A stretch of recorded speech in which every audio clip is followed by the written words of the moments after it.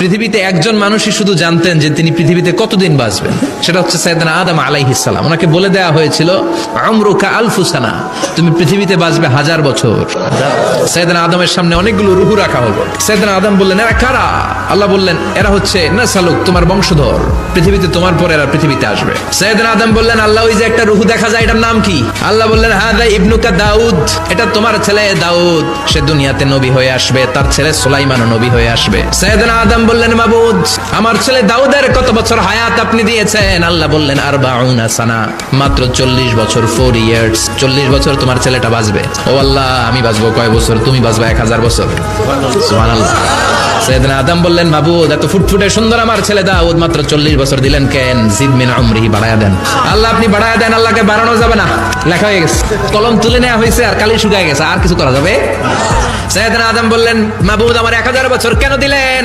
আমার এই সুন্দর ফুটফুটে ছেলেটারে মাত্র শুধুমাত্র 40 বছর কেন দিলেন? ও মাবুদ, আমার 1000 বছরের দরকার নাই, আমার 1000 বছর থেকে 60 বছর আমি আমার ছেলেরে দিয়ে দিলাম। দাউদ আলাইহিস সালাম বাঁচবে 40 বছর, তো বাপ আদম যদি আরো 60 দেয়, 40 আর 60 মিলে কত হয়? আর আদম আলাইহিস সালাম পেয়েছিলেন 1000 বছর, 60 কমে গেলে রইল কত? 940 বছর পৃথিবীতে থাকার পরে মালাকুল মাউত চলে এসেছে, কারণ এটা অন টাইম।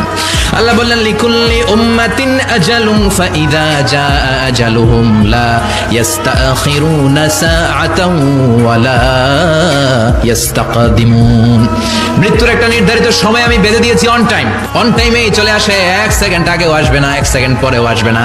940 বছর বয়সে মালাকুল মাউত এসে হাজির, এসে বলল, জিতু আন আকবাদা রূহাক, রূহ কবজ করতে আসছি। আদম আলাইহিস সালাম বললেন, রূহ কবজ করতে আসছেন মানে? আমি বাঁচবো 1000 বছর। মালাকুল মাউত বললেন, না না, ওই যে আগের কথা স্মরণ করেন, আপনি 60 বছর দিয়ে দিয়েছিলেন। কয় না, আমি দেই নাই, আমি আরো বাঁচুম, আরো 60 বছর পাওনা আছি, আমি দেই নাই। মালাকুল মাউত বলে, আল্লাহ ঘটনা দেখেন দিয়া, কয় দেই নাই। আল্লাহ কয়, থাক, কথা কইস না, আয়া পর। সুবহানাল্লাহ পড়েন।